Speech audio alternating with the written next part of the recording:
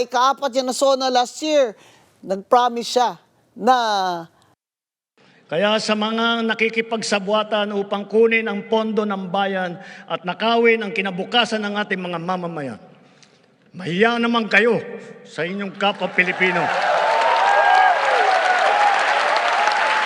anong sinabi niya? Mahiya naman kayo.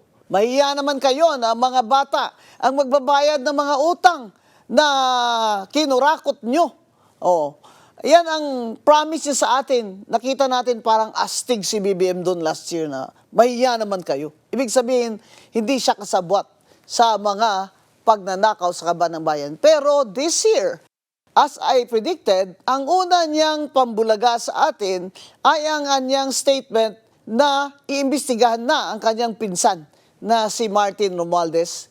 Bakit si BBM parang ayaw niyang bigkasin at ayaw niya talagang sabihin ang pangalan ng pinsan niya? Parang mapait sa dila niya na sabihin ang pangalan ni Martin Romualdez as former speaker. Dahil ba kahit paano ay blood is thicker than water? Kaya sinasabi po ng mga nakikinig na duda sila sa statement na ito ni BBM kasi hanggang ngayon, nauna pang ipakulong si Senator Marcoleta at si Mike Defensor kaysa kay Martin Romualdez na nauna pa nila inimbestigahan itong flood control corruption na kasabwat o kasama sa kanilang investigasyon si Speaker Martin Romualdez.